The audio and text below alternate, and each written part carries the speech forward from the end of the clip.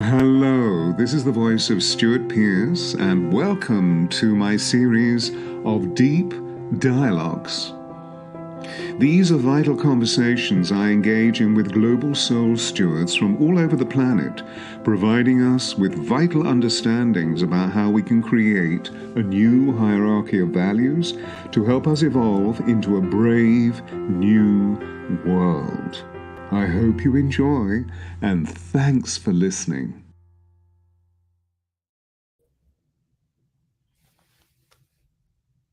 Welcome to the wonderful Ashana, and to all of you extraordinary people. Let me just go through. Ashana, can you see the chat box? Can I see the chat box? Yes, I can. Okay, wonderful. Just in case there's anything that comes up. So I'm just saying hello to people that I can see. Daniela, welcome, welcome. Namaste, my darling. Stephen, hello, good evening. Lauren, Stacy, Kelly, Stuart, Diana, Cynthia, and Sarah, welcome, welcome, welcome, welcome. And I'm sure we'll have lots more people gathering and joining us, not just simply through this live recording. Lauren, bonjour. This is Lauren Rose. Bonjour. I love this. Guess where she is? In France. And Cynthia, welcome, welcome, welcome. Ladies and gentlemen, thank you for coming to this wonderful meeting, this deep dialogue. And I just want to share with you just a gentle, gracious caveat. This is a dialogue. So you'll see that I will be conversing with the wonderful Ashana. So it's not a presentation. It's not a seminar presentation.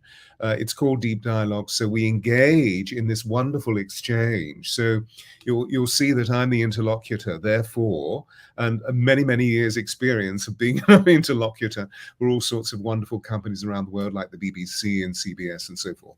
So you'll see that I will be asking questions of this wonderful lady who's with us, and then you'll see she will begin to answer those questions. Just so that anybody's disturbed by any other interaction. So who is this beautiful lady sitting before us? This is Ashana. And Ashana weaves her soaring angelic vocals with the celestial sound of crystal singing bowls, creating pure magic, pure alchemy. So Ashana is actually a rare breed. She's a sacred vocal artist and a master player of crystal singing bowls. Her original sound work was pioneered as an entirely new genre of healing music many years ago. Therefore, her beautiful recordings are hailed all over the world as a gift from heaven. This engages her in global travel, offering concerts with crystalline activation meditations, retreats, workshops, you name it. Whenever she is free to travel, she is somewhere in the world producing harmonic frequencies that bring large numbers of people into the most ecstatic states of healing. Ashana's great joy for sound healing also brought her to create the Crystal Bowl Mastery Program, which is her own trademark concern, in order to educate others about the mastery of sound healership. And later, we will put Ashana's wonderful website details up on the screen. So my darling, welcome, welcome, welcome to this wonderful platform. And it's gorgeous to have you here because you're, similarly fascinated in sound healership as I am. So it's wonderful, wonderful having a sound healer here. May I ask, your name, Ashana, means? It actually means the most sacred place where you go to be at home in your heart. It's from old ancient Urdu. And It's Urdu. it's Wow. old ancient Urdu. It actually also means in Athabascan, in the Alaskan, there was a pure little white flower that actually grows in the snow. And it's beautiful because I was born on the winter solstice. So I have a lot of connection with that. But what happened was, this is really interesting, Stuart, and I think you will love this, knowing this about me. But I was born with another name. And from pretty much the time I was 5, I couldn't stand the sound of that name. It actually grated on my nervous system. And I remember asking my mother, I want to change it. I want to change it. Can we change it to this? And she, of course, refused because that was near and dear to her. She was a good Scottish woman. And, no, I gave you the name and that's the name. It wasn't like the way things are these days where, parenting is more, conversation with your child. That wasn't happening. So when I was in I guess it was my 30s, my mid 30s, I finally said, I'm going to change this. And I asked the sound current to reveal itself to me. I had no idea what these syllables meant. I just found that sound. And it was about maybe a few days later, I just announced to the world that that's who I am. Wow. That's how it came about. So it illuminates the conviction of how powerful sound is as a core soul code for each of us, and you particularly being alerted to the hybrid frequency of sound. I bet you have bat's ears, so you can hear consonance and dissonance, and therefore, if anything is in acute dissonance, you have to move yourself or cease the dissonance or whatever. So it's rather crucial, and it sort of helps anybody in the audience who may be feeling that the identity that they were born with, the vibrational force of claiming that identity as a child, if it was out of harmony, that there is the possibility. So please hear this, everybody. See? Wonderful, wonderful. Now, where did it all begin? Where did it all begin? I mean, your interest in sound, where did it awaken for you? Oh, I think I was maybe 5, really early on. I wanted to do music. I wanted to play piano. I wanted to play instruments. I wanted to sing. And when I was about 8 or 9, it was, I want to sing. I want to sing. I want to sing. And I remember asking my mom, can I join the children's choir at church?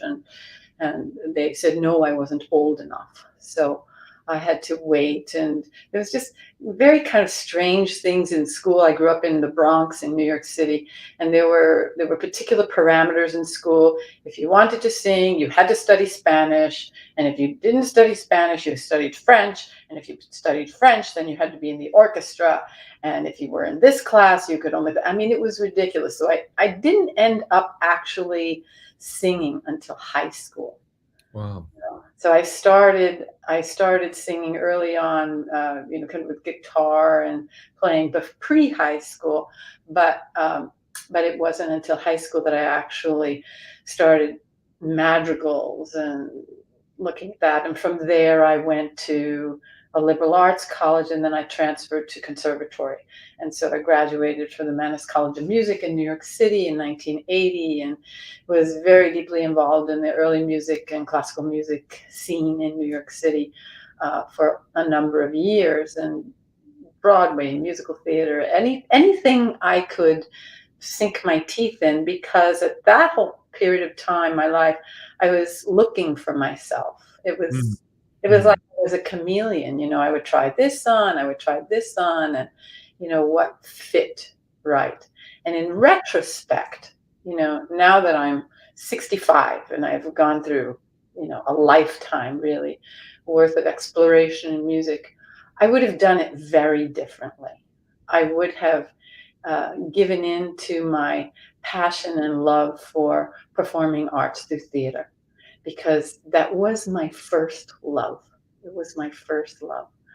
So, and even in the concerts and the performances that I do now, there is kind of I won't call it theatrical aspect to it, but I'm kind of fearless in allowing the energy to really open, as opposed to, if you go to a lot of sacred chant concerts and stuff, it's more contained. There's this idea of spirituality looking a certain way.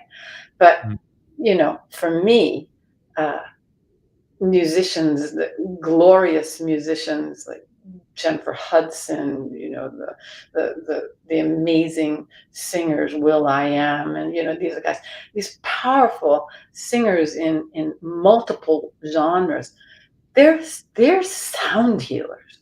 That's crazy. Sound healing with the intention to open the heart and shift the emotional vibration that's there.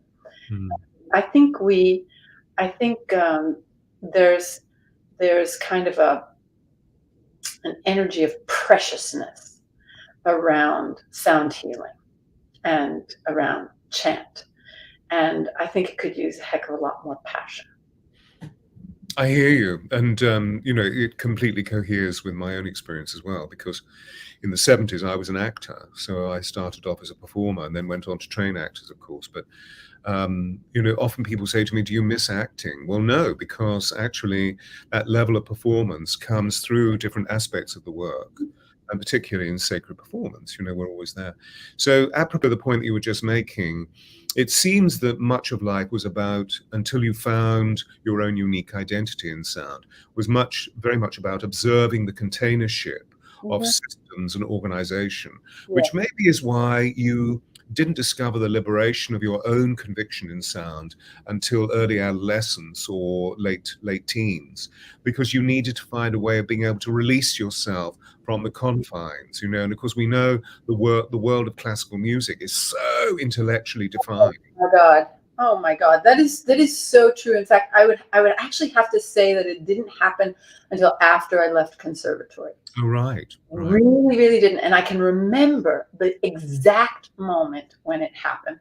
I had left conservatory. I'd been doing a lot of stuff in musical theater and stock theater and off Broadway kind of thing. And I had left New York City. I was living in San Diego at the time, and I was again, kind of finding myself, tasting this, tasting that, and I was involved in this metaphysical community in San Diego, and I got invited to sing for their ordination, and I said, of course, said yes.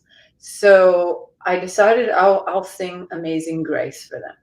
And I was with a pianist, I can't remember his name, but he was absolutely stunning pianist from the UK and incredible jazz pianist. And I was trying to sing it, right? I was trying to sing Amazing Grace. And God bless this guy. He must have said something to me, but inside me, Stewart, there was this moment when I basically said, F it, It was so cut and dried. I threw down the music. I threw down everything. I said, I cannot sing like this anymore. And I just opened my mouth and I went like that. And this whole improvisational Amazing Grace thing just barfed out of my mouth. And everybody in the room kind of went, what was that? And inside of me, I went, what was that? And I felt so liberated, so awakened. And I've had that moment as a pole star for my whole career, looking for those moments. And honestly, toning, the whole practice and process of toning, man, that I think everybody should do that, because beings are I'm generalizing, right? Because we're not all like this, but so many human beings are emotionally constipated.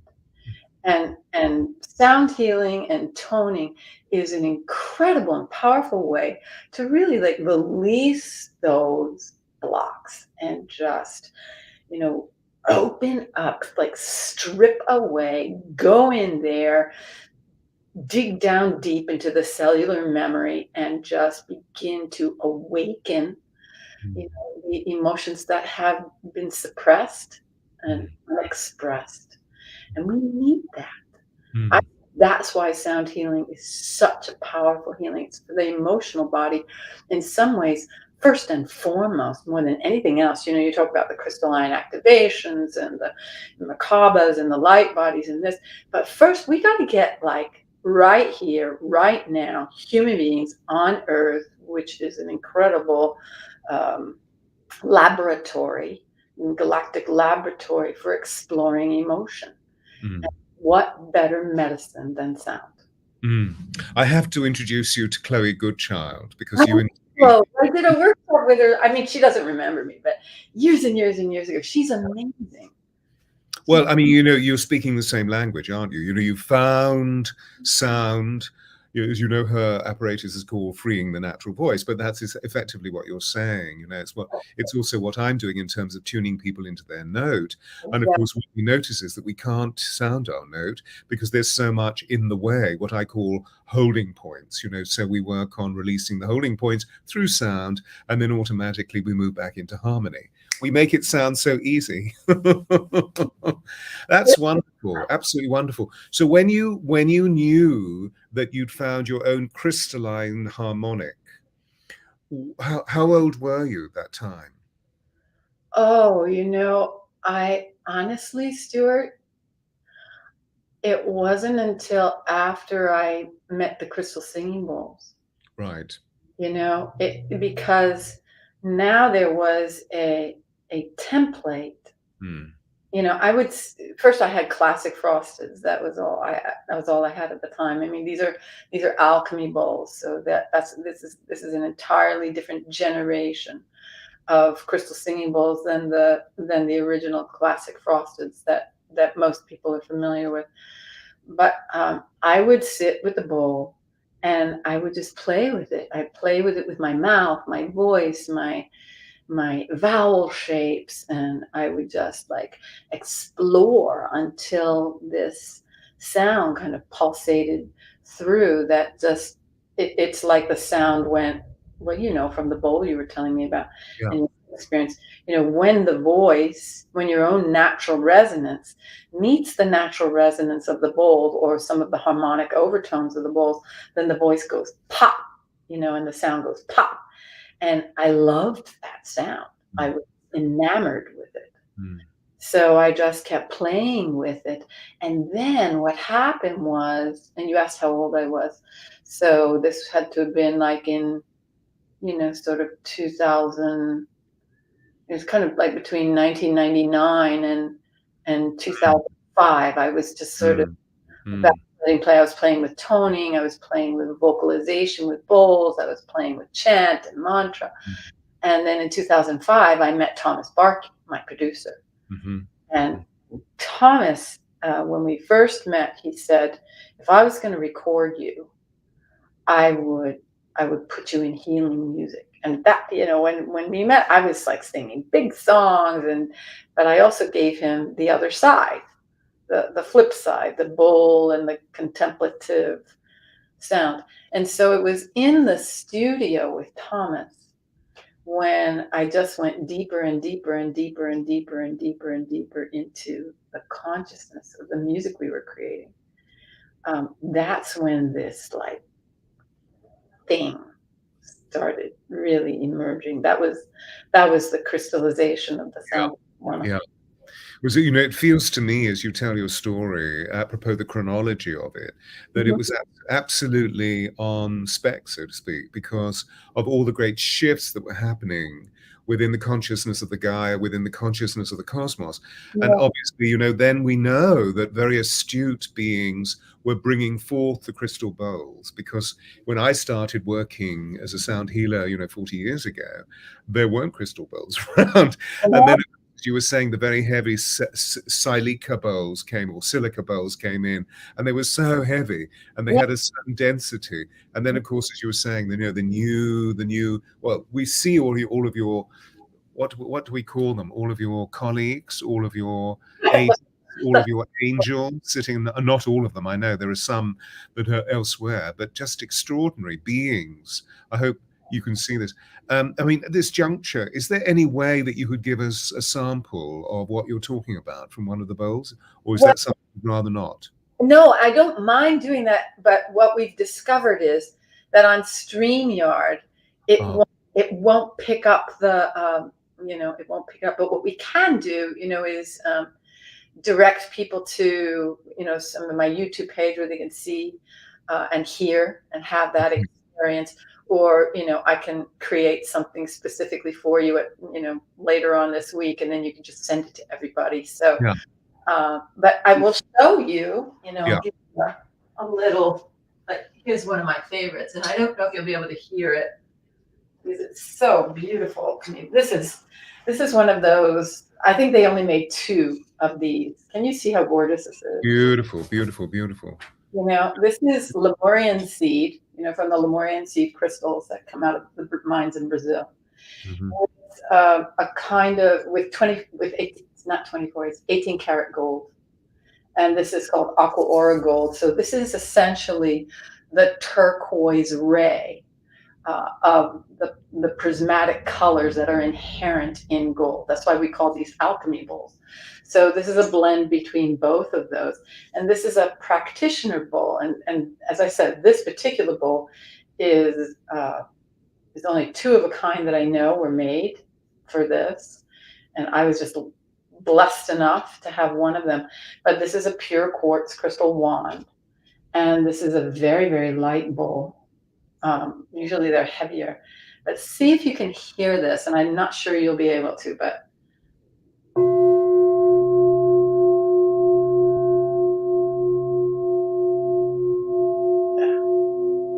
Hear it all.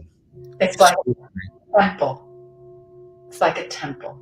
Absolutely. Automatically, I'm transported to Tibet. Yes. Amazing, amazing. An extraordinary being. And this being will ring for us like a solid 2 to 3 minutes, just with one chime like that. Yeah. It's in my hand, still going. So what we'll do is to make sure that everybody has a link through to all of your extraordinary recordings. Okay, everybody, I'm sure you're all genuinely part of the witness of this, and you've heard Crystal Bowl playing. You haven't heard Ashana's work. It's absolutely extraordinary. So do tune in. Anyway, we'll provide you with all of the links later. So can you tell us, as we're talking about the bounty and the beauty of the crystal bowl and the alchemical nature of sound through the crystal bowl, can you perhaps speak to your own unique experience about the manifold miracles of healing that the work brings about? Oh, lots. I'll give you one absolutely beautiful example. Well, there's so many. Let me just preface that so that we have an understanding of what actually happens when you work with crystalline sound. So we have a baseline of understanding about the properties of crystal. And so there are principally 5 basic properties of crystal. So it activates energy. It amplifies energy. It transmits energy, stores or contains energy, absorbs energy, and transduces or transforms energy. And you have to remember that our bodies have areas of our bodies, particularly our skeletal structure, is crystalline in its matrix. And of course, all the fluids, you know all this, Stewart, so pipe in whenever, all the fluids in our bodies, we're 70% water. And of course, water has a crystalline matrix. We've seen all of that work with Masaru Emoto. And when particular intention is put into water, it literally changes the structure of the atomic structure of the water because it's crystalline. So there is a natural resonance between the human body and crystalline sound. So water and fluid being nature's greatest conductor of sound. Most people think that it's air. It's not, it's water. That's why whales and dolphins and fish can transmit and communicate with each other over vast areas of the oceans purely through sounds, like 250 miles that they believe they can communicate that distance underwater. Whereas in air, a sound frequency just played through the element of air is only approximately 5 miles. It's going to have an effect. So now that you have kind of a little framework for that, so we bring in crystalline structure and in crystalline sound into someone's energy field. either physically on the body or in the environment. And that can be through a live experience, but it also can be through recording. So I have had thousands and thousands and thousands of people tell me that they have had, virtually instantaneous healings listening to my recordings. And there's the bowls, because Thomas and I always used to say, it's like we would do this. We would say, bless the hand, and the hand would be like the voice, the song, the structure, the thing. And underneath that were the crystal singing bowls, amplifying the energy, transmitting the energy, transducing, transforming the energy. So one of my favorite stories was when, and this doesn't have anything to do with the recording. This has to do with an actual ceremony that I was doing, a meditation ceremony with a group of people. I was doing these when I was just playing classic frosted poles, and I would have these on a regular basis. Now they call them sound baths. So I was doing a sound healing ceremony, and one of the people in the ceremony asked that we hold his sister in prayer because she was quite ill. And we did that, and we focused this immense energy for like 2.5 hours. She was in the pot, basically. And the next day she called her brother, and she lived on the other side of the country. And she was ecstatic because she had bladder cancer, and she passed the tumor during the time we were holding the ceremony. So I think that was one of the most dramatic experiences of, she wasn't even in the room. She didn't even know what was happening. And probably one of the other really stories that stands out in my mind is I was doing a concert in Mount Shasta, California, and a woman came. She was in a wheelchair. She had been in a wheelchair for years. She kept fracturing and refracturing her pelvis.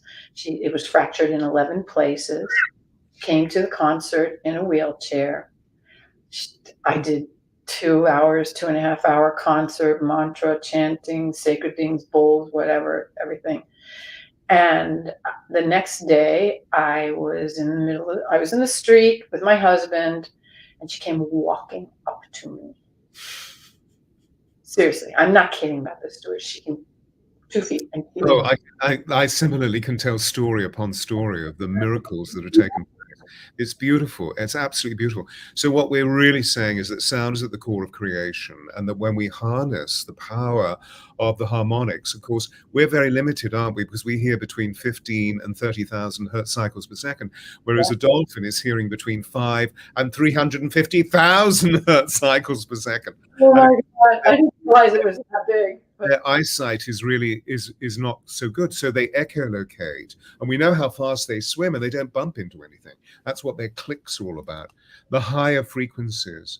We could go on and on and on sharing stories about the power of sound. So sound transforms, light informs, sound transforms, and the absolute acuity of it and the accuracy of it is just sublime. So everybody be aware of the sound vibrations that you have either within your body or without your body. So you're always bringing yourself into harmonies.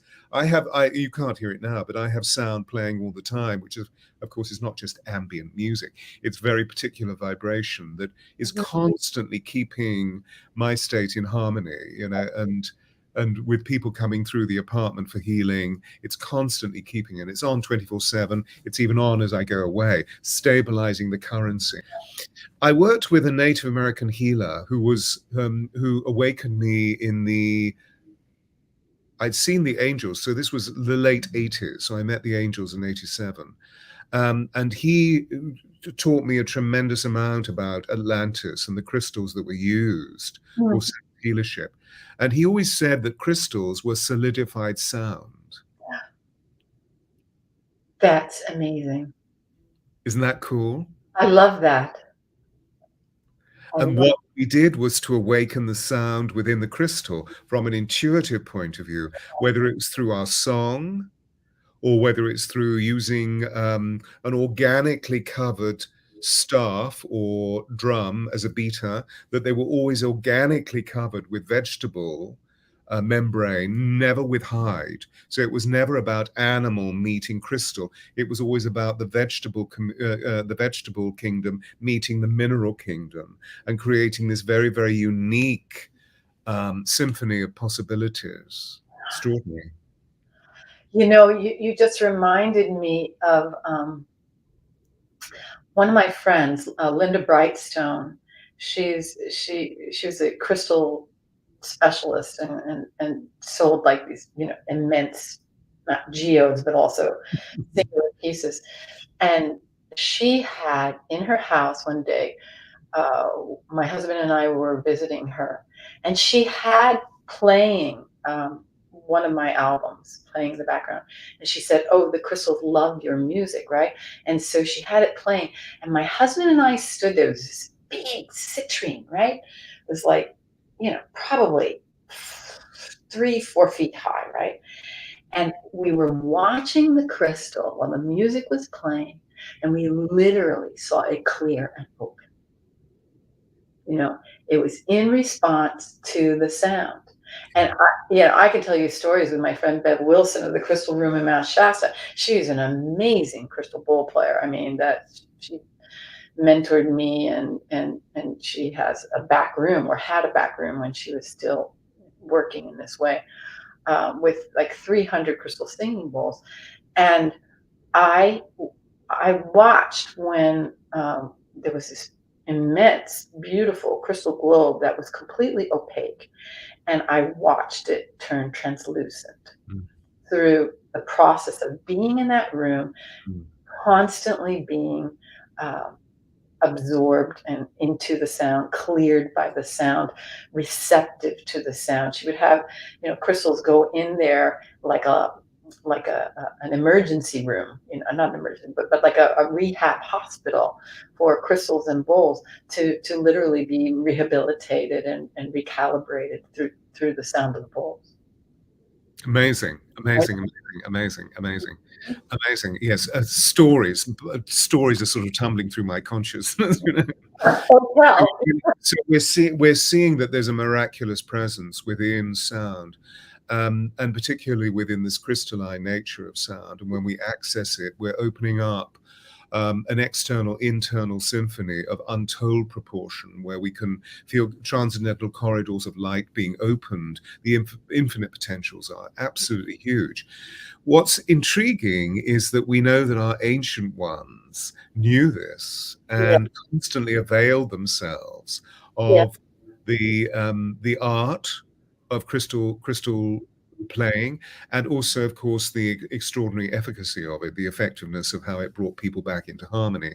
And then it seems that through the period of creating noise, since the beginning of the 17th century and the Age of Enlightenment, the development of commercialization, the advocacy of readership, so forth, because the area that I specialize in world theatre is the Elizabethan period, where only an eighth of the population could read. So if you don't read, you hear sound in a completely different way, because you have no imagery disturbing the yeah. visual cortex, you know, and everything becomes pictorial or pictogrammic, you know, etc., etc. And that's why the Lord Mayor of London in 1597 said that all sound was decorated music. Sorry, I beg your pardon, but all Music sound was created. decorated silence. Oh, Yeah, decorate that all speech was decorated silence. It's beautiful, isn't it?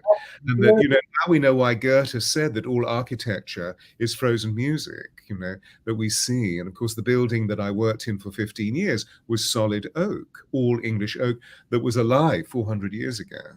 yeah, So Shakespeare's voice was in. Anyway, so yeah, just to extrapolate the unification of what we're sharing with, yeah.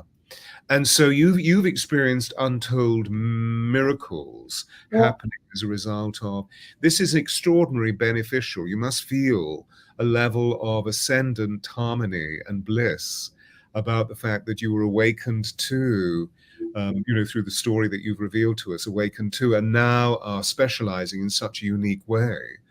It must be just one of the greatest joys in your life, if not the greatest joy. Yes, it's probably the greatest joy. I would have to say it. And you know, it's really funny. I just looked up, and there's a hummingbird she just came in, and she's going back and forth and back and forth, and she's just right.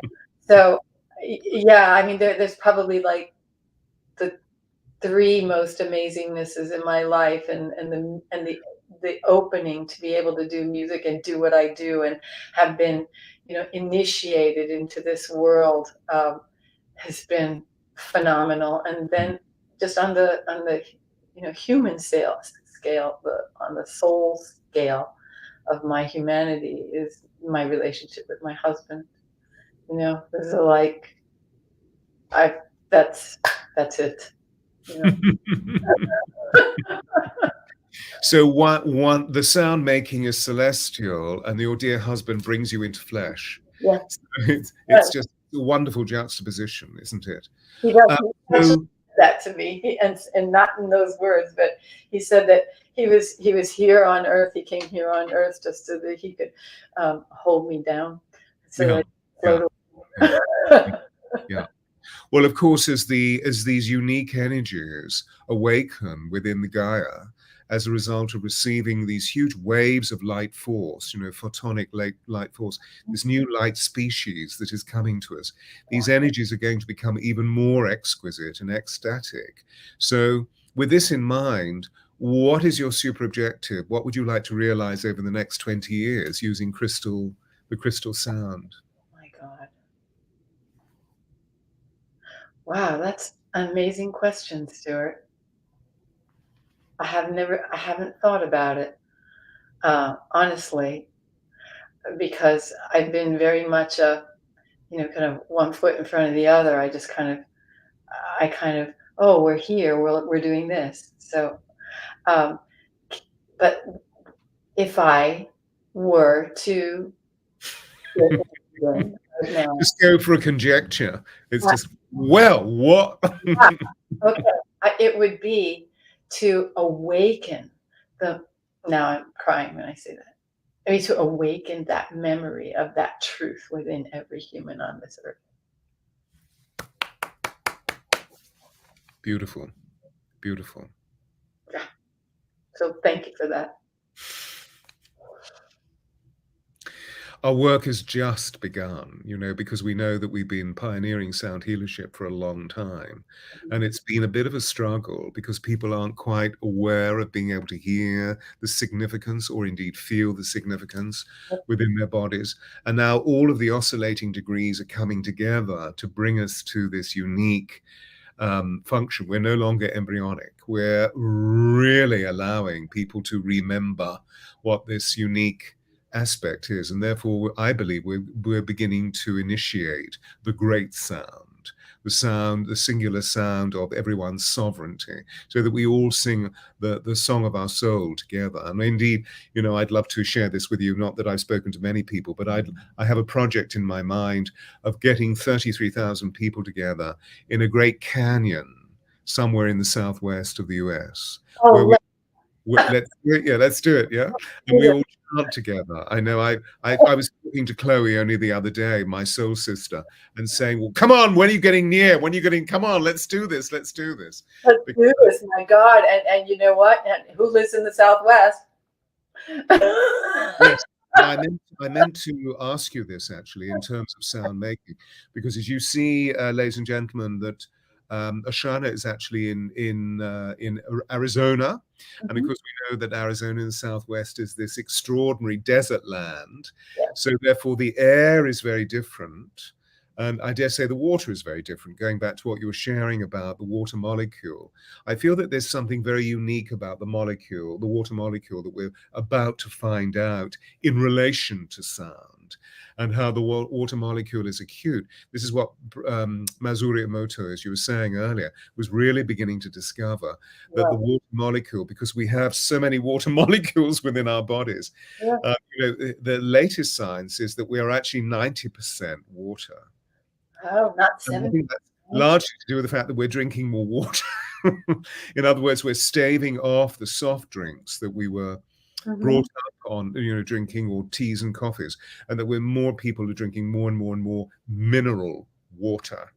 So we're literally becoming suffused with this flowing fluidity. And as a result of that, of course, the water molecule is expanding, because the water molecule is one of the electromagnetic devices that we use to transmit the purity of feeling. Yeah. And feeling is the language of the soul. So it's all totally linked with with the beauty of the way that the harmonics play through water, and therefore play through our bodies. Oh, that's delicious, Stewart. So beautifully articulated. Bless you. Thank you. Yeah. So, well, I mean, we're in a similar frequency because of our love of sound. Yeah. So one of the things that was playing through my consciousness just now is that whenever I come through, I've got to be in Sedona, I think at the end of this year, trying to arrange it so that we can get into a studio and sing, chant, I think we can jam. I mean, it would just be so fantastic. God. You must come. We have some pretty incredible musicians in this town, So there's some very, very extraordinary gifted musicians. My brother Aoli, I'm sure you know his music. Oh yes, of course. And I are like this, and he lives around the corner from me. Right. We're that, and there's Peter Sterling, who's here, and amazing harpist, and some wonderful percussionists. There's other musicians here as well. I mean, oh my God, we could have a blast and a half. And there's an ex-client of mine who's become a very good friend, who is married to one of the great musicians of the 70s, who and forgive me, I can't, it was like Procol Harum. It's one of those groups, the great groups of the 70s. And these four boys got together and made extraordinary sound that was all within the context of that genre. And then they made so much money, and then things started happening creatively that weren't as harmonious as they would like to, so they separated. But he lives in Paradise Valley. Oh my God, that's like, we used to live, my husband and I used to live in Paradise Valley before we moved up here. So there you go. So I have to put these two musicians, because she's extraordinary when she sings. She is. So I'll have to connect you with them. They're absolutely delightful. Wonderful. Absolutely delightful. So, are there any questions that anybody wants to ask of this beautiful lady? We have about 15 minutes to go. And deepest apologies for those of you who are wonderfully patient waiting. We had a slight technical hitch. Ashana having her own dedicated radio station for sound. I don't quite know what the question is, Laura. But somebody's saying, well, I mean, she does, Laura. She does through all of her wonderful recordings, rather than having, I think what Laura is suggesting is that you have your own radio station that is 24/7 perpetual sound. But you can do that yourself by playing 24/7 Ashana's extraordinary music. Yeah. Any questions? People are just flowing with us, I think. And lots more coming out this coming year. So. Here's an interesting. Agnieszka asks, "What is the hertz of the blue crystal bowl? Do you know the hertz cycles per second of the blue crystal bowl?" So I'm probably going to upset some people that are really in the 432 camp.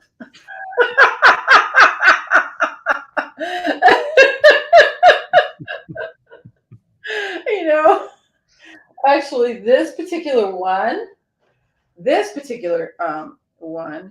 is approximately 444. 444. I love it. 444. Yeah, it's approximately, but you see the waveforms of crystal singing bowls are so big, so you really can't nail them in. It's I tell this to people all the time. You go back 400 years, there were no digital tuners. It's like, can we get a little real here about this? So this particular bowl, they say that the frequency of that ohm sound Yeah. and the what is it? I'm sorry, it's like the love frequency. So this bowl is that, you know. Mm, And I mm, mm, didn't set out to get it. It just walked into my lap. I introduced myself to it. I said, "Oh my God, I love you," and it came home. And it's actually about 15 cents hertz frequency, or 10 to 15 cents, 10 cents really higher than most of my other bowls. The hertz frequency of all my music and everything you hear here is right in the vicinity of 440, A440, and because I play with multi-instrumentalists, so we do mm. that together. And so the interesting thing that we're saying is, although we know that pitch is frequency, Mhm. and that the bowls have a certain pitch and frequency, that the unique structure of the crystal, and of course the wonderful shape, allows a permutation of harmonic, which Yeah, is unique as an instrument. And that's one of the reasons, I believe, why it's suddenly become, why the bowls have become so extraordinarily well used internationally, because we're actually beginning to understand that the harmonics yeah, are the patterns of energy, the resonances, in other words, that are really beginning to expand. I yeah, used to do a lot of harmonic singing, and then went through a period of gentle silence so that I could actually temper the frequency of my own being to bring forth a new sound. I'm now coming back to harmonic singing. uh, Uh, as a Western overtone singer, and so a lot of the sounds are coming through that I need to gear myself back into, and the bowls have helped me extraordinarily. yeah, I'm not surprised. No, bless you. Thank you for helping that. Any other questions? What kind of bowl or frequency would be a good place to start? Oh, that is such an individual thing. Really. I mean, it depends on so many factors. And actually, this is one of the things, one of the services I provide to people when they come to me is to help actually find that. What's the pitch frequency that's really going to work for you? What's the alchemy that is really right? So, what I would say as a general rule of thumb is don't go by what somebody tells you. Go into a shop or an experience and listen with your whole body. Stuart, you have that wonderful listening to, creating the soul note and finding your soul note is really very similar Mm, to when somebody is initially walking into the world of mm, crystalline sound through crystal singing bowls. And my guidance is find that place, find that note where when you listen to it, your whole body says yes. If your body is saying no, then that's not the place to start. But you want like the mother bowl, the prime bowl for your set to be the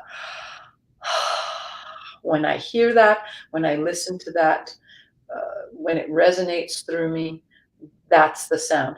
And you can, if you have no access to that, then, by all means, you can go on my website, you can listen to all kinds of music, there's a whole store in there where you can go and you can listen to sounds and just tune your ears. Don't even worry about, don't worry about it. It's a store. Just go in and listen and use that as a landing place where you can go, wow, that sound, that when I hear that, that makes my whole body sing.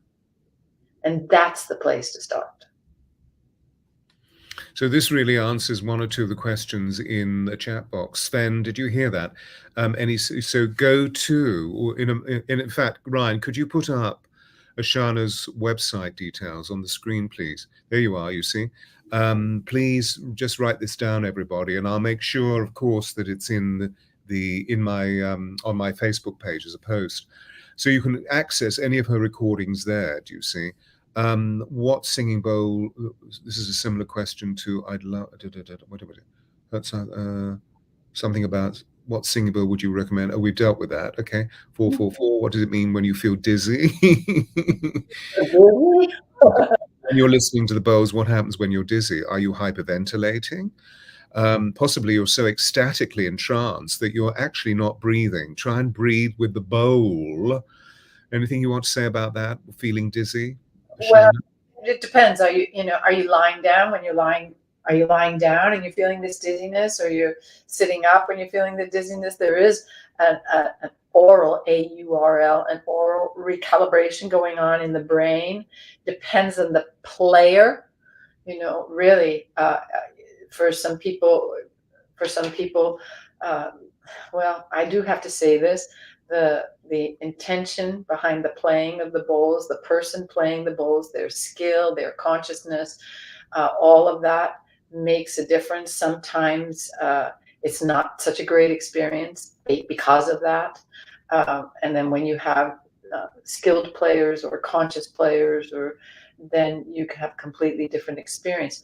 Lightheadedness is a very frequent experience with listening to bowls. That might be the dizziness you're referring to, because of the fact it literally, they are taking you out of your body. You cannot listen to crystal singing bowls. I don't care.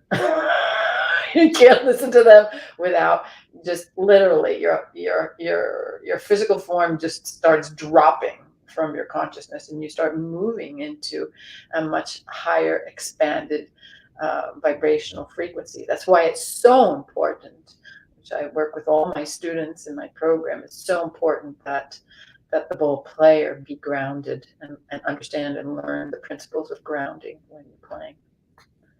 So did you receive that well, everybody? There's nothing wrong. And if there is something wrong, please see your physical therapist, your doctor, whatever.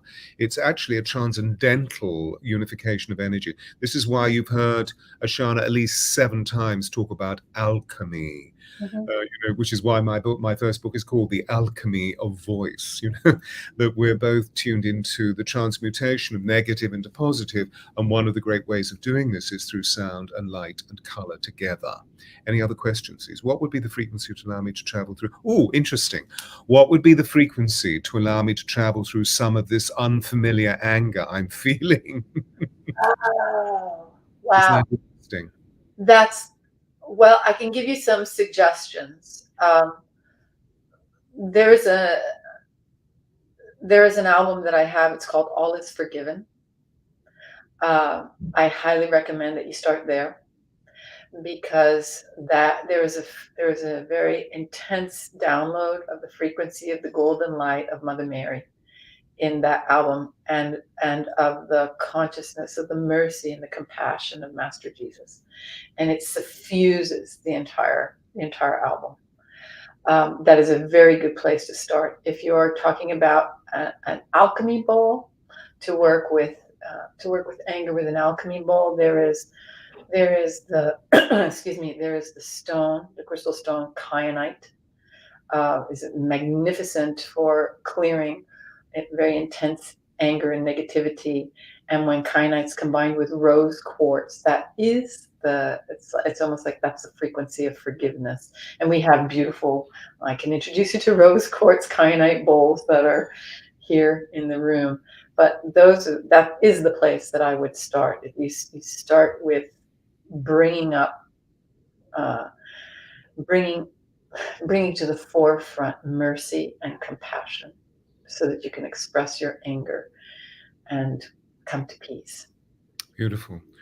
Can you give us the title of the recording you're speaking of, the Mother recording, the Mother Mary recording? It's called All Is Forgiven. All Is Forgiven. All Is Forgiven, and there's the title track on that album is Ave Maria, and that is a complete full download, vibrational download of I would say the golden light consciousness that came through Mother Mary, and it is in that recording. And the same thing happened when I sang the Kyrie, Lord have mercy, Christ have mercy. The same thing happens. There's also in my album Beloved, there is the Lord's Prayer in Aramaic, And there's again, there was, when I was singing that, I felt Master Jesus right with me, and that coming straight through. You know, my pronunciation is not the best Aramaic. I did the best I could, but the intention is there and the consciousness is there. You know, I felt him holding space for every single person that was listening and was going to be hearing it. So, Beautiful, beautiful. Do you have a recording of the Gayatri as well? not yet. It's on my list to do. Thomas and I are looking at that. So thank you for saying that. I've been working with the Gayatri Mantra for a long time. And it's something that I do sing, but I haven't recorded it yet. So thank you for that. It's something that's brimming within me that I need to record this week. What else is there? Oh, good question. Then we unfortunately will have to come to a close. Do you have any thoughts about tinnitus? You know, I do, and I probably won't be helpful, but I personally have had tinnitus since I'm 5. So I can remember it turning on. I've done everything, releasing the heavy metals. I believe that for some people who have not had hearing damage and hearing loss from loud sounds, I believe that the tinnitus comes. It's when the nervous system is very highly activated, highly refined nervous system. So really, I have constant, very high shimmer of sound in my ears, and pretty much nothing has ever alleviated that. So I'm probably not the one you want to ask. And similarly, I have it in the right ear. I'm slightly occluded in my left ear. The cochlea was damaged as a child. But otherwise a great hearing. But I have this tinnitus as well, and I find personally, but this is only my own predilection, that Mozart automatically helps me. We are going to have to, and then bearing in mind that we've been talking so much about crystal and water, there's a wonderful question about obviously crystal bowls, as we know, can cleanse drinking water. Is there any particular frequency, or is there any particular bowl that you use that you know it has this unique corresponding conversation with water? All bowls do, because it's your intention while you're playing. Remember, we have the amplification of energy, the transmit energy, store, contain. So any crystal bowl, regardless of whether it's a classic frosted or an alchemy bowl, if it's you put your water in there, play with your intentions, pour your intentions in, play your bowl, and you will activate that water with that consciousness. Period. Doesn't matter what it is. Ta-da! That's like can you hear? It's like a big gong being sounded, which unfortunately we've come to the close of our time together. But that also, it's just such a beautiful journey. Can you feel that, everybody? This wonderful crystalline presence that is, we're all over the world tuning into this particular portal, but you can feel that all the magic that Ashana has given us, and go on to experience it. So for all of you who have tuned in, I know you'll say namaste, namaste, namaste to this beautiful, beautiful lady that's before us. And we will make sure that all of the details about her website are up on my Facebook page. So please scurry through her website afterwards and buy lots and lots of recordings and see what Ashana is up to, because she's going to be recording some very remarkable recordings. So bless you. Thank you so much. It's so wonderful to have you here. It's been an absolute joy. And I thank you, because the airwaves have been healed by your presence. So everybody, I look forward to seeing you next week, where we actually have another sound merchant, but someone who actually is absolutely extraordinary, Jamie Price, who is a light language worker and literally channels Lemurian energy. She is exquisite in the full embodiment of herself. So bless you, everybody. Namaste, namaste, namaste. And Ashana, thank you so much. Could you please stay there for a moment while we close down? Thank you. Thank you, Ryan.